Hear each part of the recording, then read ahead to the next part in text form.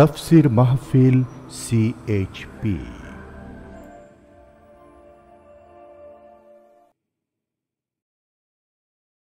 বিসমিল্লাহির রহমানির রহিম। তাফসীরুল কোরআন মাহফিল চট্টগ্রাম ২০০৪ ৫ দিনব্যাপী ঐতিহাসিক তাফসীরুল কোরআন মাহফিলের তৃতীয় দিনে এখন মূল্যবান বক্তব্য রাখছেন বিশ্বনন্দিত মুফাসসিরে কোরআন আল্লামা দেলওয়ার হুসাইন সাঈদী রাহিমাহুল্লাহ। শব্দধারণ মাহসিন সাউন্ড সিস্টেম, প্রযোজনায় CHP। শুধু তাফসীর মাহফিল CHP চ্যানেলে আল্লামা সাঈদীর মূল্যবান আলোচনা এখন দেখতে পাবেন। এবারে বিষয়ে যুগে যুগে আল্লাহর বাণী, তাফসীর মাহফিল ২০০৪ তৃতীয় দিনের দ্বিতীয় পর্ব। মানুষের জীবনে যেমন তিনটা কাল আসে মানুষের জীবনে, একটা হলো শৈশব, আর একটা হলো যৌবন, আর একটা হলো বলেন বার্ধক্য। তিনটা। এই পৃথিবীরও ওই রকম তিনটা কাল। এই পৃথিবীর এক সময় শৈশব ছিল, আর এক সময় যৌবন এলো, আর এক সময় বার্ধক্য এলো। আদম আলাইহিস সালামের পর থেকে নিয়ে নূহ আলাইহিস সালাম পর্যন্ত পৃথিবীর ছিল শৈশবকাল। শৈশবকালে মানুষের জন্য কোনো শরীয়ত আসে না। শৈশবকালে আজকে এখানে ছোটদের সমাবেশ হয়েছিল, কিশোরদের। তারা অনেক প্রশ্ন করেছে, মজার মজার প্রশ্ন করেছে, যেসব প্রশ্ন শুনলে আপনাদের মনে হবে যে এরা আমাদের চাইতে তো বুদ্ধিমান হয়ে গেছে। আর হয় স্বাভাবিক, যেহেতু রুহুগুলো তো সব এক সময় বানানো ছিল, রুহু সব মুরব্বী শ্রেণীর রুহু। তাদের প্রশ্নগুলি এমন ছিল। তো এরা ছোট। তারা প্রশ্ন করেছে যে আমরা যদি কোনো কবিরা গুনাহ করি তাহলে আমাদের আমল নামে কোনো পাপ হবে কিনা। তাহলে তোমাদের তো কোনো কবিরা সবিরা কিছুই নেই। তো আদম আলাইহিস সালাম থেকে নিয়ে নূহ আলাইহিস সালাম পর্যন্ত হলো পৃথিবীর শৈশবকাল। সেই জন্য সেই সময় যত ওহী এসেছে সেই ওহীকে বলা হয় ওহী তাকবীনী। নূহ আলাইহিস সালামের পরের থেকে ইব্রাহিম আলাইহিস সালাম পর্যন্ত তখন পৃথিবী যৌবন এসে গেছে পৃথিবীর। তখন থেকে যে ওহীগুলো হলো সেই ওহীকে বলা হয় ওহী তাশরীঈ।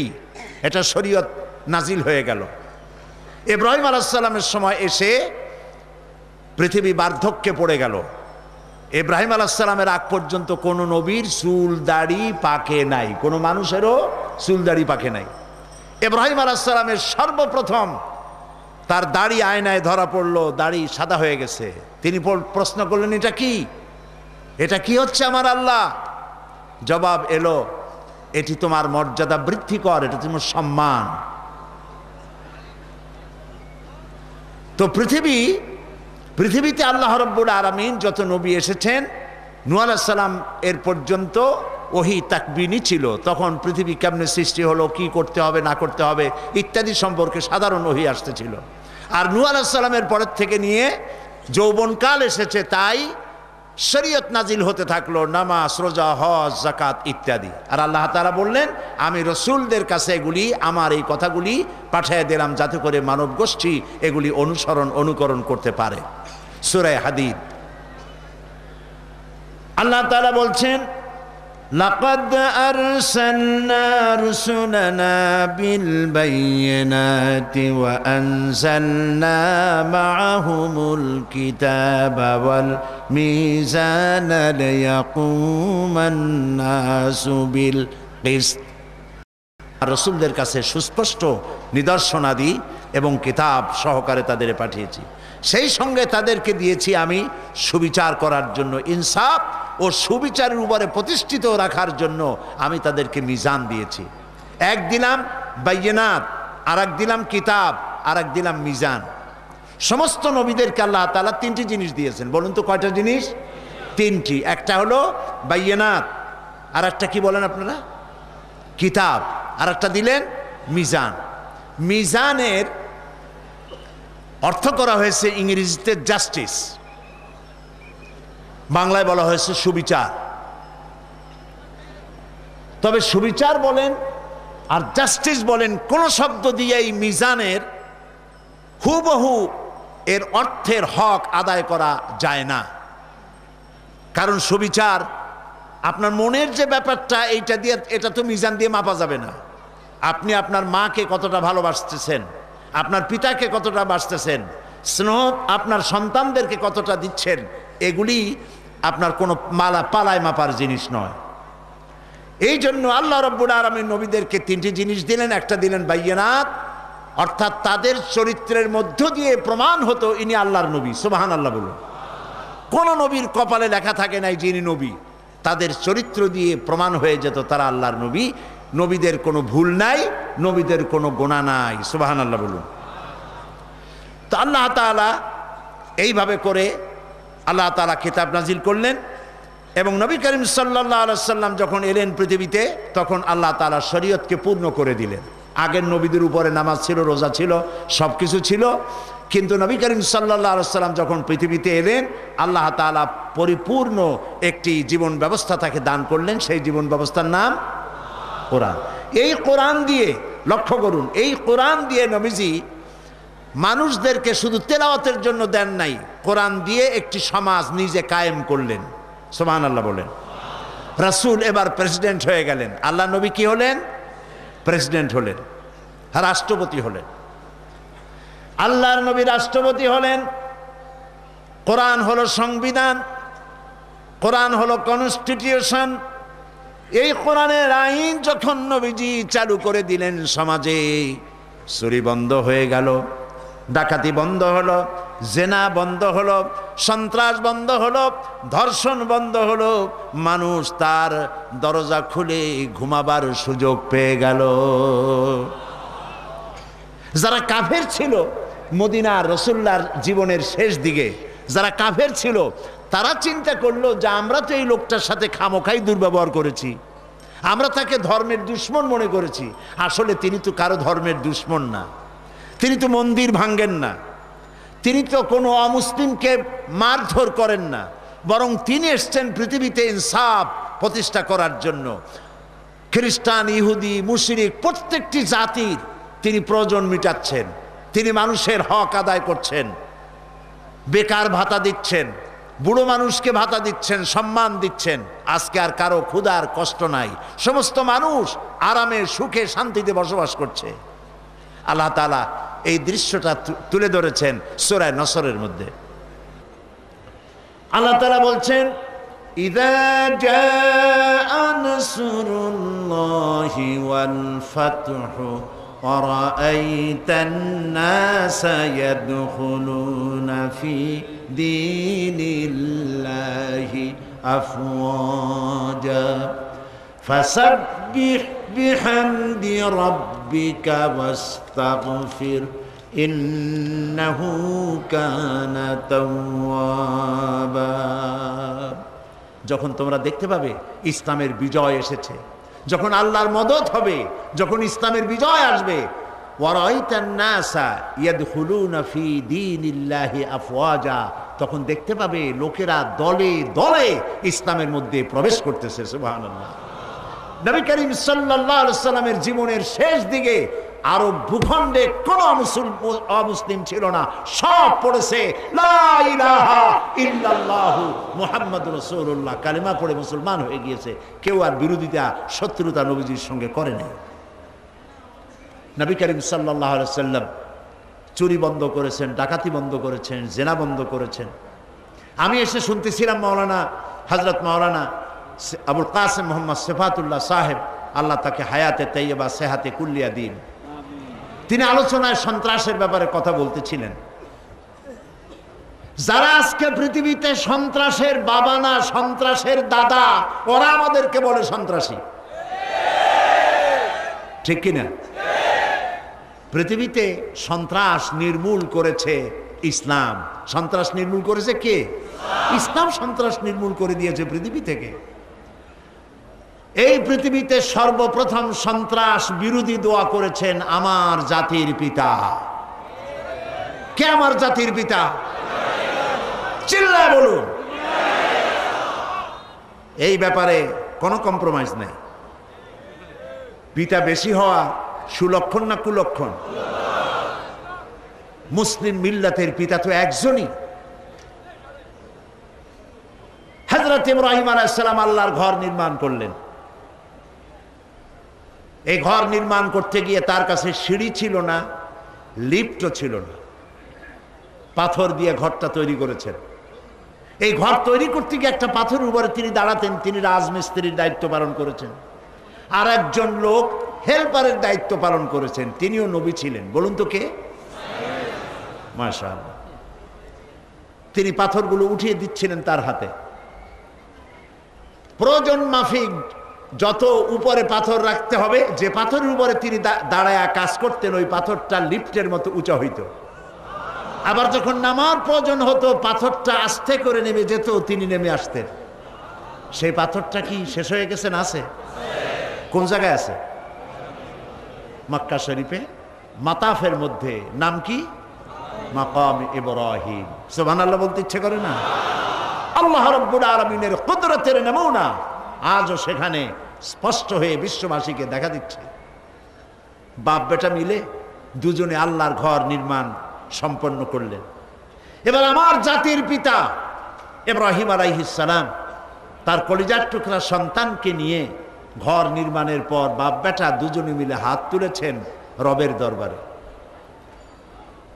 হযরত ইব্রাহিম আলাইহিস সালাম দোয়া করলেন, রব্বি জাআল হাযাল বালাদা আমিনান। আয় আল্লাহ তাআলা, আয় আমার রব, তুমি দয়া করে এই শহরকে নিরাপত্তার শহর বানায়া দাও। আল্লাহ তাআলা, তুমি দয়া করে এই শহরকে নিরাপত্তার শহর বানাও। দোয়া কবুল হইল না হয় নাই? হয়েছে কিনা? আল্লাহ রাব্বুল আলামিন জবাবে বললেন, ওয়ামান দাখালাহু কানা আমিনান। যেই এই ঘরে প্রবেশ করবে, হারাবে প্রবেশ করবে, তাকেই নিরাপত্তা দেওয়া হবে। মক্কা মদিনায় হারামাইনুশ শরীফাইন যারাই যাচ্ছে তারাই নিরাপত্তা লাভ করতেছে। সুবহানাল্লাহ। গেছেন না আপনারা? যারা যান নাই, আল্লাহ যেন যাওয়ার তৌফিক দেয়, আমরা বলি আমিন। আমি বারবার কথা বলেছি, হলিডে করার জন্য, ছুটি ভোগ করার জন্য টাকা নিয়ে, পয়সা নিয়ে প্যাকেজ ট্যুর করে Singapore, Kolkata, Bombay, Delhi, Hong Kong, Bangkok, যেখানে খুশি সেখানে চলে যাচ্ছে হলিডে করার জন্য। খামোখা পয়সা নষ্ট করতেছে, হাবিজাবি দেখতেছে।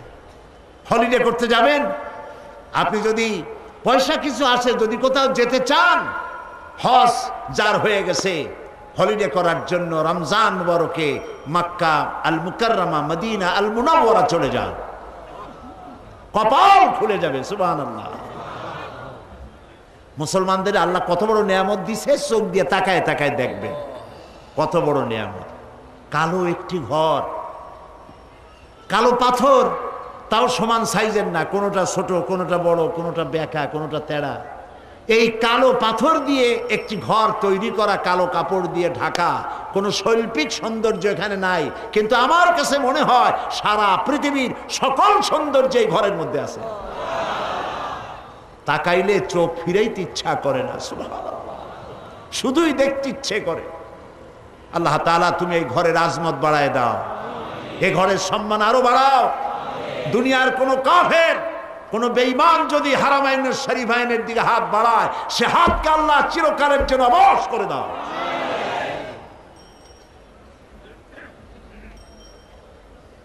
এখানে যেই যায় সেই নিরাপত্তা লাভ করে। চুরি নাই, ডাকাতি নাই। ওরা আমাদের কয় সন্ত্রাসী।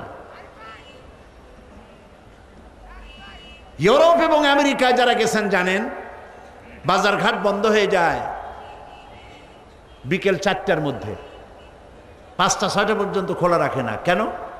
দেশে ভদ্রলোক তো বেশি, কোথা দিয়ে লুটপাট চুরি মারা করবে, ঠেকাইতে পারে না। লোকেরা কয়, হুজুর আমেরিকা একেবারে স্বপ্নের দেশ, সব পেশির দেশ আমেরিকা, সভ্য দেশ। কি সভ্য তা তো আমরা দেখছি। মাত্র কয়েক ঘন্টা বিদ্যুৎ ছিল না নিউ ইয়র্ক সিটিতে। হাজার হাজার লক্ষ লক্ষ মানুষ নেমে গেল রাস্তায় নিউ ইয়র্কে। জেনা করলো পাইকারি দরে, মানুষ হত্যা করলো জনমের মতো, ভাঙ চুর করিয়া শেষ করে ভালাইল সব। আমার লুটপাট হইল। তখন পত্রিকা এটা পড়ে আমার মনে পড়লো এক গল্পের কথা। এক লোক রাস্তা দিয়ে হেঁটে যাচ্ছিল, দেখে পুকুরের মধ্যে কতগুলি ছেলে ডুবাইয়া পানি আর কাদা একাকার করে ফেলাইছে, আর কুলে ডাঙ্গায় একটা ছেলে চুপ করে বসে আছে। লোকটি তাকায় দেখে বলল যে এই গ্রামের সবগুলি ছেলে দুষ্ট, এইরকম বানানোর মানুষে করে, কাদা মাদা দিয়ে করছে কি পুকুরটারে, আর এই যে পুকুরের পারে ছেলেটা বসা কি ভদ্র, খুব ভালো ছেলে। ছেলেটা শুনে বলছে, আমারে ভদ্র কবে আমার শালা, আমার না কয়েকদিন জ্বর, সেই জন্য পানিতে নামতে পারি নাই। আমেরিকা কেমন বদ্দর তা আমরা দেখছি, ঠিক না? ঠিক কিনা বলেন? গণতন্ত্রের ফেরিওয়ালা, গণতন্ত্রের ঠিকাদার বুশ। আল্লাহ যখন ধরবে থাকবে না তোর হুশ, ঠিক কিনা? তো আমাদের বলো যে আমরা সন্ত্রাসী, বেটা আমার দেশে আসো ঘুরতে, এসে দেখে যাও, আমরা কিচ্ছু কব না, মিলিটারি দিয়ে ঘেরাও হয়ে থাকবা, কেউ কিছু কবে না, খাইবা দাইবা আরাম করবা, দেখে যাও। তোমার দেশের নিউ ইয়র্ক সিটিতে, ক্যালিফোর্নিয়ায়, বোস্টনে, ওয়াশিংটনে, ওকলাহামায়, আলাবামায়, ফিলাডেলফিয়ায়, 22টা স্টেটের কোন শহরে তুমি বেলা 4টার পরে দোকান খোলা রাখতে পারো? আমার দেশে আসো, আসে দেখো উত্তরবঙ্গে বা বাংলাদেশের বিভিন্ন জায়গায় কোন কোন এলাকায় রাত 11টা, 12টা, 1টা পর্যন্ত কেনা বেচা হয় কোটি কোটি টাকার। পুলিশও নাই, বিডিআরও নাই, চৌকিদারও নাই। বেশি দূর যাওয়া লাগবে না, বাবুরহাটে যান। নরসিংদী বাবুরহাট, যেটাকে বাংলাদেশের ম্যানচেস্টার বলা হয়, সারা রাত বেচা কিনা হয়, 1 কোটি না শত শত কোটি টাকার বেচা কিনা হয়, বিডিআর নাই, পুলিশ নাই। তাহলে সন্ত্রাসী কারা? আমাদের কয় সন্ত্রাসী।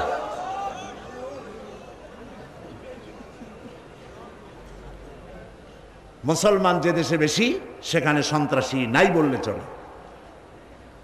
আজকে মক্কায় বোমা বিস্ফোরণ হচ্ছে, রিয়াদে বোমা বিস্ফোরণ হচ্ছে, হচ্ছে কিনা? কোনদিন হয়েছিল এর আগে? বেটা তোরা আসছিস সেই জন্য বোমা বিস্ফোরণ হচ্ছে।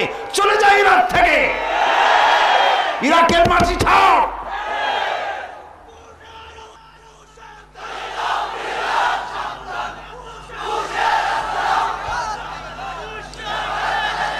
প্রিয় ভাই সব, আল্লাহ রাব্বুল আলামিন সারা পৃথিবীর সামনে দেখিয়েছে মুসলমান সারা পৃথিবীর মধ্যে সব থেকে বেশি আইন শৃঙ্খলায় অনুগত, শান্তিপ্রিয় জাতি। আলহামদুলিল্লাহ বলো। মক্কা মদিনা যায় দেখো কিভাবে আল্লাহ নিরাপত্তাটা দিছে, আমার জাতির পিতার দোয়াটা আল্লাহ কিভাবে কবুল করছে। রাত 2টা 2:30, চাঁদের মতো সুন্দরী রানী, এই তরুণী তন্নি যুবতী মেয়ে একাকিনী পুরুষ সঙ্গী ছাড়া বেরিয়ে গেল ঘরের থেকে। আল্লাহর ঘর তওয়াফ করলো, তাহাজ্জুদের নামাজ আদায় করলো, আবার একা একই নিজের ঘরে ফিরে এলো। লক্ষ লক্ষ পুরুষের মধ্য দিয়ে একটা পুরুষও তার আঁচল ধরে টান দিল না, তার দিকে খারাপ নজরে তাকাইল না। এ কথা কি বানায় বলতেছি না? ঠিক। মুজদালিফার মাঠ, বিশাল বালুকাময় ময়দান, এরকম একটা তাঁবু নাই, ঘর নাই, বিল্ডিং নাই, লক্ষ লক্ষ মানুষ, লক্ষ লক্ষ নারী আর পুরুষ পাশাপাশি কাছাকাছি সারা রাত শুয়ে থাকে, হাঁটাচলা করে। 1000 বছর পেরিয়ে গেল, মুজদালিফার মাটি থেকে, ময়দান থেকে একটা নারী হাইজ্যাক হয় নাই, দর্শিতা হলো না, লাঞ্ছিতা হলো না। সুবহানাল্লাহ বলতে ইচ্ছে করে। আল্লাহ রাব্বুল আলামিন বলছেন, আওয়ালাম ইয়ারাউ আন্না জাআলনা হারামান আমিনান। চোখ নাই, দেখো না তাকাইয়া মক্কা মদিনায় আমি কি আরাম দিছি, কি নিরাপত্তা দান করেছি, নিরাপত্তার শহর বানিয়েছি। পৃথিবীতে সন্ত্রাস মুক্ত কোনো দেশ যদি থাকে তার নাম মুসলমানদের দেশ। সেজন্য আমি বলি, যে যা মনে করে করুক, আমার কিছু আসে যায় না, আমি কারো চাকরি করি না। আমার স্পষ্ট কথা, মানব সভ্যতার ইতিহাসে বুশের জন্মগ্রহণ পৃথিবীর জন্য কলঙ্ক।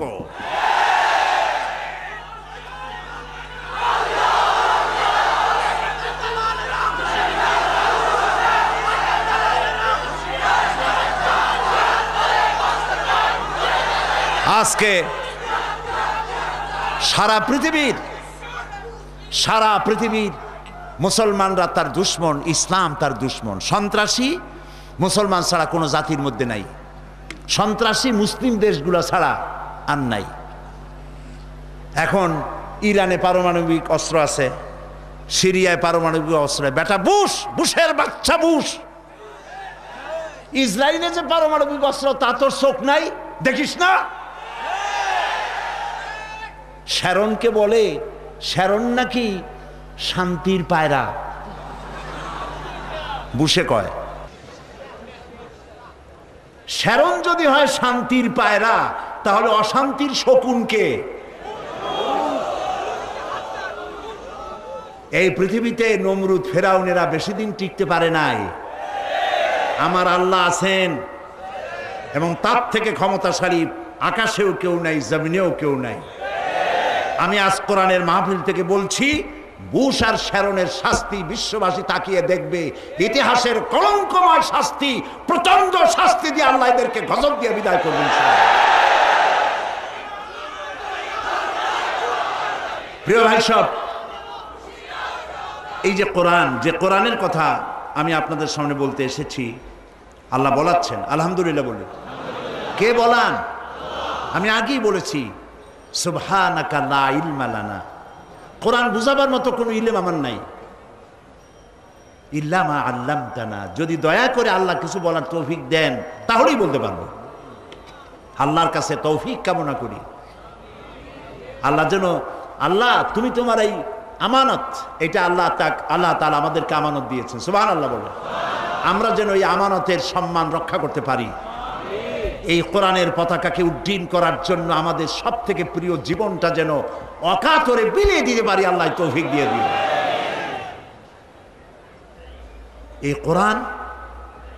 এই কোরআনই পারে। এই কোরআনের আইন প্রতিষ্ঠা হলেই সন্ত্রাস বন্ধ হবে, নইলে সন্ত্রাস বন্ধ হবে না। এখন দেখেন, এই কোরআনের মধ্যে আল্লাহ তাআলা তিনি বিচার পদ্ধতি সম্পর্কে বলছেন। আমি আগেই বলেছি, যারা তাবিজের ব্যবসা করে কোরআন দিয়া, আল্লাহ তাদের হেদায়েত নসিব করুন। কোরআন তাবিজের জন্য আসে নাই, একথা বহুবার বলছি, আজকে আর ব্যাখ্যা দেওয়ার দরকার নেই। না দরকার আছে? আলহামদুলিল্লাহ। ইসলামের বিচার পদ্ধতির মূল নীতিটা কি? আল্লাহ রাব্বুল আলামিন বলেছেন, ওয়াইদা হাকামতুম বাইনান নাসি আন তাহকুমু বিল আদল। তোমরা যখন লোকদের মাঝে বিচার ফয়সালা করবে, তখন তোমরা অবশ্যই সুবিচার করবে।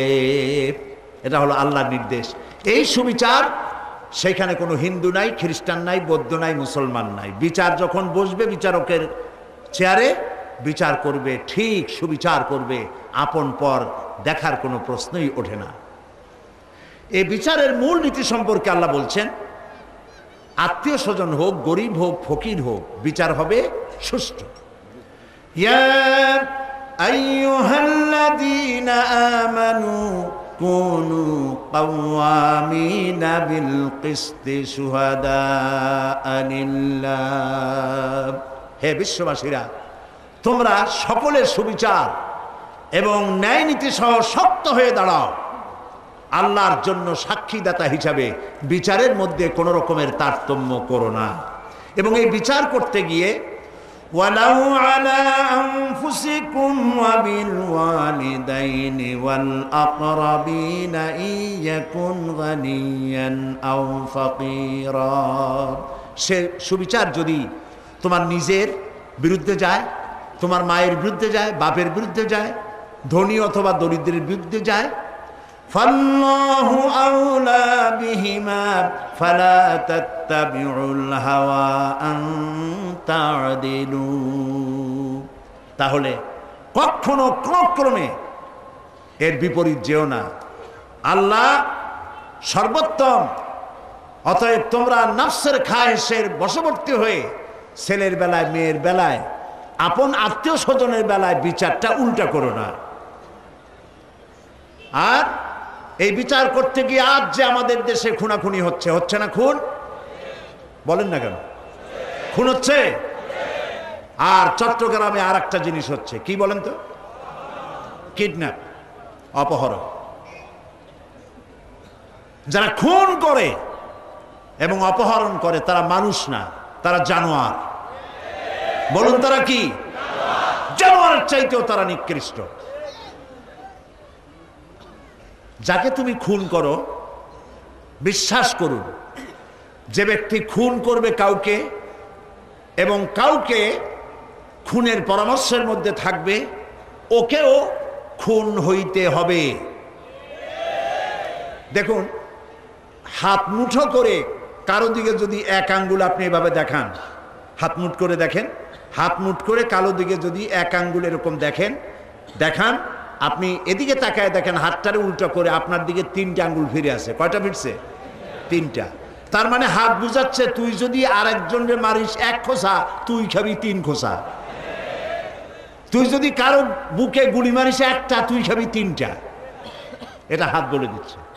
সুতরাং সন্ত্রাসী খুনিরা যদি আজকে মাহফিলে কেউ এসে থাকে, বাড়িতে ডায়েরিতে লিখে রাখো, তুমি যদি কোনো মানুষকে কিডন্যাপ করে তার বউরে, তার বাচ্চারে যদি কান্দায়া থাকো, তুমিও কিডন্যাপ হবে একদিন, তোমার বউ আর বাচ্চা কানবে।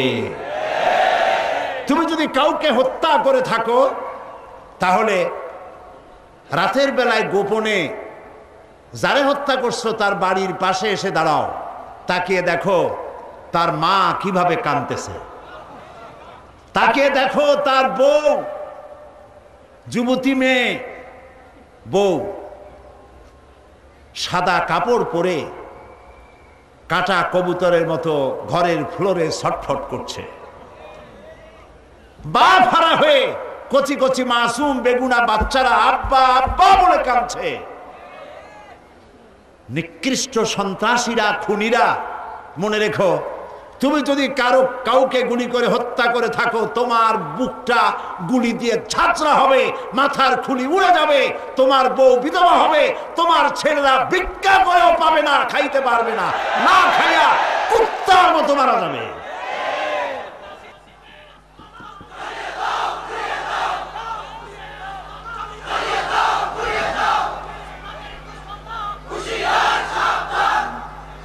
প্রিয় ভাই সব, সন্ত্রাসীদেরকে ধরিয়ে দিন, খুনিদেরকে ধরিয়ে দিন, এরা মানুষ না, জানোয়ারদেরকে ধরিয়ে দিন। কাদের ধরিয়ে দিবেন?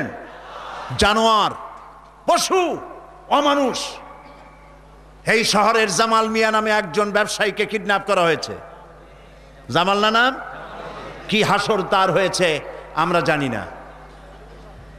রাজনৈতিক কারণে হোক, যে কারণে হোক, চট্টগ্রাম অলিউল্লাহর দেশ বলা হয়, এখানে আলেম ওলামাদের এলাকা বলা হয়।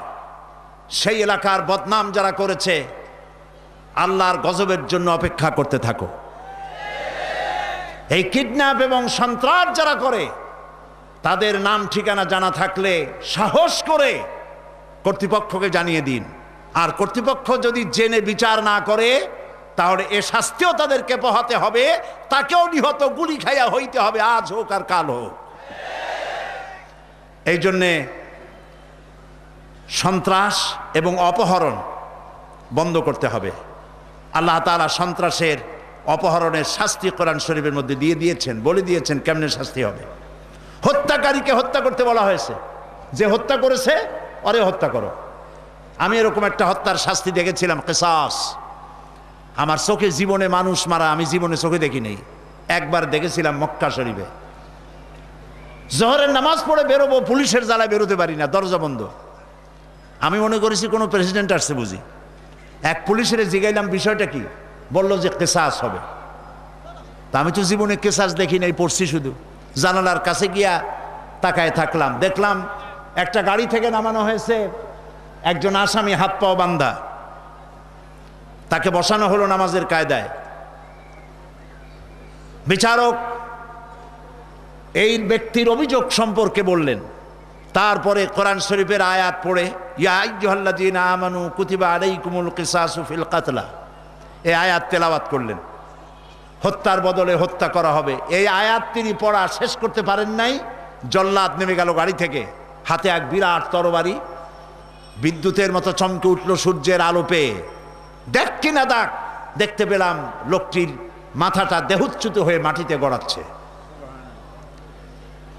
আমি ওই দিন দুপুরে খাইতে পারিনি এই ভয়তে, হাঁটুতে হাঁটুতে কাপ লেগে গেছে। এই শাস্তি হলো আল্লাহর দেওয়া শাস্তি।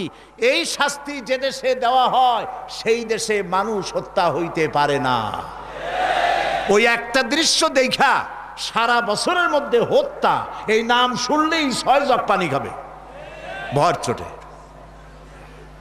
এই বিচারটি কার? আল্লাহ তাআলা। তো দুনিয়ায় তো তাকে হত্যা করা হবে, আর পরকালের শাস্তি রয়েই গেছে। সেটা কি? আল্লাহ রাব্বুল আলামিন বলেন, وَمَنْ يَقْتُلْ مُؤْمِنًا مُتَعَمِّدًا فَجَزَاؤُهُ جَهَنَّمَ। ইচ্ছে করে যদি কেউ কোনো মুমিন ব্যক্তিকে কাউকে যদি হত্যা করে তাহলে তার শাস্তি হবে জাহান্নাম। শাস্তি কি হবে? জাহান্নামে যেতে হবে তাকে। আর সন্ত্রাসীদের ব্যাপারে আল্লাহ তাআলা তাদের শাস্তির ব্যবস্থা কি করেছেন কোরআন শরীফে আছে। আমি আবারও বলি, এটা তাবিজের কিতাব নয়। ফৌজদারি দণ্ডবিধি আছে, বিচার ব্যবস্থা আছে, চুরি ডাকাতি করলে কি হবে আছে, মদ খেলে কি হবে তাও আছে, জমি জমা কেমনে ভাগ করতে হবে বউ বাচ্চাদের মধ্যে সে কথাও কি নাই। তিবিয়ানান লিকুল্লি সেই, সব কিছুকে আল্লাহ খুলে খুলে কোরআনের মধ্যে বয়ান করে দিয়েছেন। আল্লাহ রাব্বুল আলামিন বলেন, ইন্নামা জাযাউল্লাযীনা ইউহারিবুনাল্লাহা ওয়া রাসূলাহু ওয়া ইয়াসআউনা ফিল আরদি ফাসাদান আন ইউকাত্তালু আও ইউসাল্লাবু আও তুকাত্তাআ আইদিহিম ওয়া আরজুলুহুম মিন খিলাফিন আও ইউনফাউ ফিল আরদ। যারা আল্লাহ এবং রসুলের আইনের বিরুদ্ধাচরণ করে এবং পৃথিবীতে বিপর্যয় সৃষ্টি করে, বিশৃঙ্খলার সৃষ্টি করে, অপতৎপরতা চালায়, মানে সন্ত্রাসী তৎপরতা চালায়, তাদের জন্য নির্দিষ্ট শাস্তি হচ্ছে তাদেরকে হত্যা করো। কে বলতেছেন? যারা সন্ত্রাসী তাদেরকে হত্যা করো, এবং হয় হত্যা করো অথবা তাকে শুলে চড়াও, অথবা তাদের উল্টা করে বাম পা ডাইন হাত কেটে দাও, অথবা ডাইন হাত বাম পা কেটে দাও, একটার উল্টা আর একটা কাটিয়া ফালায় দাও, অথবা তাদেরকে দেশ থেকে বহিষ্কার করে দাও। বিশ্বাস করুন, যৌথ বাহিনী যদি এদেশে 50,000 বার নামানো হয়, ক্লিন হার্ট অপারেশন যদি 40,000 বার করা হয়, 100% সন্ত্রাস দূর হবে না, হবে না, হবে না। সন্ত্রাস দূর করার জন্য কোরআনের আইনের কোনো বিকল্প নাই। সন্ত্রাসী যে দলের হোক ধরো আর হত্যা করো। সন্ত্রাসীদের বেঁচে থাকার অধিকার নাই। সন্ত্রাসীদের বেঁচে থাকার কোনো অধিকার নাই, কারণ তারা জানোয়ার, তারা পশু। সন্ত্রাসীরা কি? যারা চাঁদাবাজি করো, মাস্তানি করো। আমি বুঝি না তারা কি জাতের লোক, গায়ের রক্তটা কিসের, মানুষের রক্ত না পশুর রক্ত? চাঁদাবাজি করতে যাও কি জন্যে? একটা মানুষ বহু টাকা বহু কষ্ট করে জমি জমা বিক্রি করে ব্যবসা করতেছে, সেখানে যাইয়া আমাদেরকে 2 লক্ষ টাকা দিতে হবে, 5 লাখ টাকা দিতে হবে। কি হয়েছে? মানুষের এই একটা অভ্যাস, একজন একটু দাঁড়াইলো তো আরো জন একটু দাঁড়ায়, ঠিক কিনা বলে? আপনি দেখেন যাওয়ার সময় রাস্তায় আপনি স্যাপ ফেলাইয়া দাঁড়ায় থাকবেন, আরো 2 জন এসে দেখবে যে ফালাই লুকি, এরপরে আরো 3 জন, আরো 10 জন, আরো 50 জন ফালাইছে, কিন্তু স্যাপ দাঁড়াই গেছে 100। এই অভ্যাস ভালো না, এটা বাচ্চাদের মানায়, যারা বয়স্ক তাদের জন্য মানায় না, ঠিক কিনা বলেন? আমি তো মনে করি মাহফিলের আশেপাশে যদি বোমাও পড়ে, এই মাহফিল থেকে একটি মানুষও নড়বে না, কারণ যারা এসে তারা জিহাদ করার প্রস্তুতি নিয়ে এসেছে।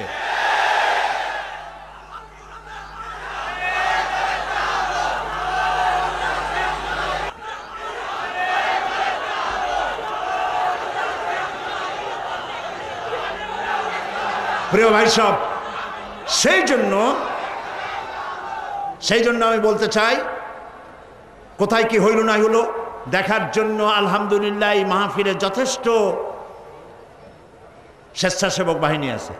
এখন তো ভালো পজিশন, যখন পজিশন ছিল খারাপ, মনে আছে সেসব বছরের কথা? আল্লাহর মেহেরবানি, তখনও আমাদের লোকেরা ভয় পায় নাই। তখনও স্বেচ্ছাসেবক ছিল এমন, তালাশ করে করে মেহমান ধরছে আর উত্তম মেহমানদারি করে দিছে, জীবনে আর সর্বনাশ না করে। সুতরাং আপনাদের কোনো চিন্তা নাই, চুপ করে বসে থাকে, শুনতে থাকেন।